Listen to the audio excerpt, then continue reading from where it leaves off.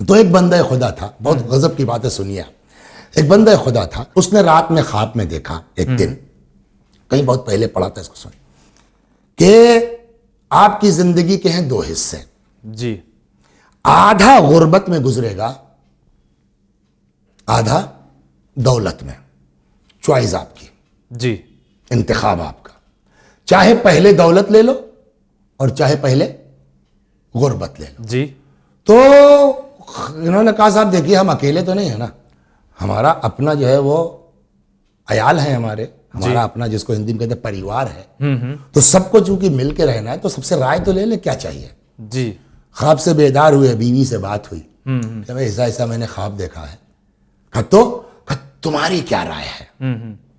تو دیکھیے ہم لوگ اگر ہوتے تو ہم کیا کہتے, سائیکل سے چلنے کے بعد کار سے چلنا اچھا لگتا ہے, صحیح بات ہے, لیکن اللہ نہ کرے کوئی کار سے چلنے کے بعد پیدل ہو جائے, یس وہ زیادہ کھلے گا نا.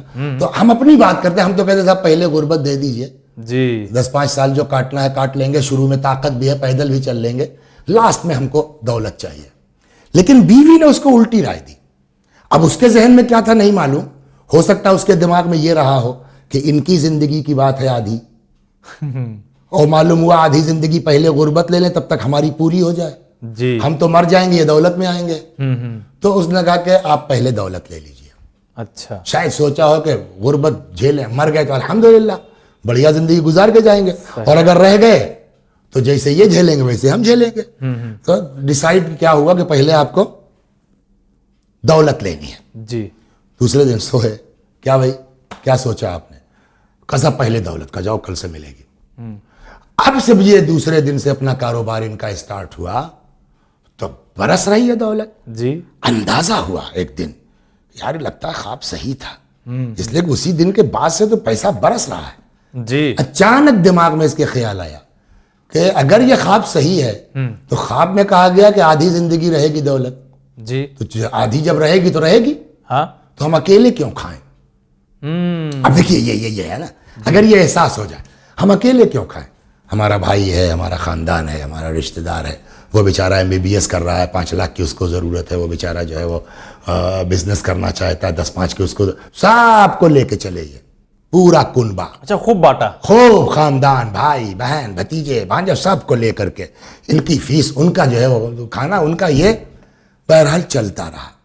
یہاں تک کہ کچھ دنوں کے بعد دوبارہ خواب دیکھا انہوں نے کہ تمہاری آدھی زندگی ہوئی ختم. اچھا, بس یہ تھا نا, آدھی غربت میں رہے گی, آدھی ہاں دولت میں, تو دولت والا زمانہ ہوا ختم. کل سے آپ کے دوسرا سیکنڈ پارٹ جو ہے زندگی کا شروع ہونا تھا.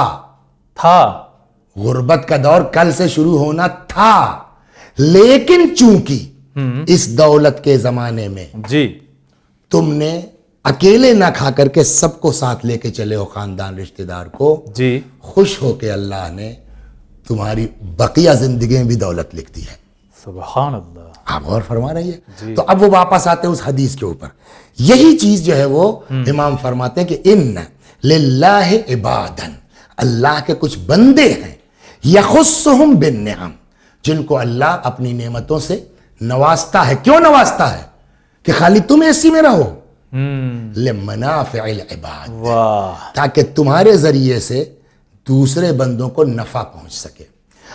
ایسا کرو گے جی تو اب روایت کہتی ہے, امام فرماتے ہیں تب تو وہ نعمت ٹکے گی, چلے گی. جی. لیکن اپنے میں مست ہو گئے, جی دنیا سے مطلب نہیں ہے, اللہ وہ نعمت تم سے لے لے گا. سمجھ میں نہیں پاتا آدمی کہ کب سے چینج شروع ہوا, اور جب سمجھ میں آیا تو معلوم سب تو ختم ہو چکا ہے. ہاں ایسا ہے, ایسا ہوتا ہے نہیں ہوتا. جی. تو اللہ تم سے لے لے گا, یتحولھا الی غیرہ, دوسرے کو دے دے گا کہ اس کے ذریعے سے ہمارے بندوں کو فائدہ پہنچائے. تو نجات کا ایک راستہ یہ بھی ہے جی کہ اپنے آپ کو گناہ سے بچائیے, اور جو کچھ اللہ نے نوازا ہے جی اس میں دوسروں کو شریک کیجیے اپنی نعمتوں میں, جی اپنے ساتھ رکھیے. عمر بھی بڑھے گی, روزی بھی بڑھے گی. ایک مرتبہ تو جو ہے وہ جناب موسیٰ نے اللہ تبارک تعالیٰ سے پوچھا تھا کہ ایسے لوگوں کے ساتھ تو کیا کرے گا جو صلہ رحم کرتے ہیں. اللہ نے کہا انسی لہ الاجل, اس کی موت بھلا دوں گا, یعنی بڑھا دوں گا. سمجھ گئے آپ؟ اچھا. اور اس کے قبض روح میں آسانی کر دوں گا. یہ بہت بڑا. کبھی انشاءاللہ موقع ملا تو اس پر دیکھیے. اب بات تو یہ نا پڑھتے پڑھتے دماغ میں آتی پھر بھول جاتے ہیں. تو اس پر بھی ایک پروگرام 2-4 قسطوں کا ہونا چاہیے کہ قبض روح کی کیفیت کیا ہے, کیسے نکلتی ہے, کیا ہوتا ہے, گناہگار کی روح کیسے نکلے گی. ایک آدھ مجلس میں نے پڑھی اس پر, لیکن اور تفصیل سے 4-5 پروگرام کی ایک سیریز انشاءاللہ دیکھیے خدا توفیق دے آئندہ آتا ہوں تو کرتا ہوں. حالت احتضار سے لے کر کے احتضار سے لے کر کے اور دفن کفن تک کیا کیفیت ہوتی ہے انشاءاللہ اس کے اوپر گزارش کی جائے گی. تو خلاصہ یہ کہ اب وقت تمام ہو رہا ہے, میں اپنے نوجوانوں سے یہ گزارش کروں کہ ابھی اسٹارٹنگ ہے.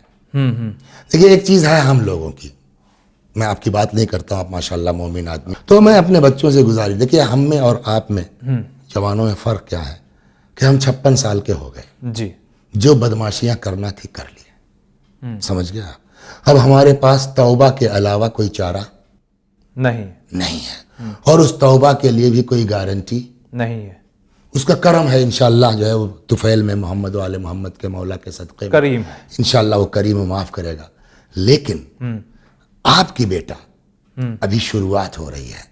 یہ پروگرام اسی لیے کیا جا رہا ہے کہ ابھی سے اگر ہمارے بچوں کو یہ بات سمجھائی جائے جی کہ بیٹا نماز روزہ واجب ہے وہ تو کرو, لیکن زیادہ مستحب نماز شب نہیں پڑھ پا رہے ہو کوئی بات نہیں ہے, مگر حرام مت کرو, گناہ مت. ہاں واجب مت چھوڑو, صبح کی نماز مت چھوڑو. ایک اور دوسرے 5,000 بھی تم کو پہلی پے مل رہی ہے نا, فریشر کو کتنا ملے گا؟ 15,000. جی. تو پچھلے مہینے تو نہیں ملا تھا نا کچھ, ہاں یہ پہلی پے ہے نا, جی. تو وہیں سے اسٹارٹ کر دو, کچھ نہ کچھ دینا, کچھ نہ کچھ. انشاءاللہ خدا ترقی دے گا, انشاءاللہ خدا برکت دے گا. جی. اس کو کر کے دیکھیں ہمارے بچے, غربا کو ساتھ لے کر کے, فقیروں کو ساتھ لے کر کے انشاءاللہ خدا برکت دے گا. اور ایک چیز اور بتا دوں, جی, ایسے لوگوں پر امام کی نگاہ کرم ہوتی ہے جو چیریٹی کرتے ہیں. چیریٹی کرتے ہیں. اچھا, چیریٹی کرتے ہیں, ایک چیز ان پر نگاہ کرم ہوتی ہے. جی. 2 دیکھیے اللہ, ابھی وہ ہم نے ایک حدیث سنائی تھی, نہیں آپ کو سنائی تھی, کہ اللہ نے کہا کہ آپ پیغمبر نے کہا کہ میرے اوپر وہی نازل ہوئی ہے کہ آپ اپنی امت کو سمجھا لیجئے, جس نے بھی میرے بندے کو ستایا ہے ہماری مسجد میں داخل نہ ہو. جی. یہ جب تک نماز پڑھے گا تب تک میں اس کے اوپر لعنت. اس کا کیا مطلب ہوا؟ یعنی اللہ کو اپنے بندوں سے لگاؤ ہے, یعنی خدا کو اپنے بندوں سے پیار ہے. تو جو خدا اس بات کے اوپر سزا دے رہا کہ مسجد میں نہ گھسنے پائیں, اگر اس بندے کے ساتھ آپ چیریٹی کریں گے تو اس کا الٹا ہوگا نہیں ہوگا, خوش ہوگا کہ نہیں ہوگا, آپ کو ترقی دے گا کہ نہیں دے گا.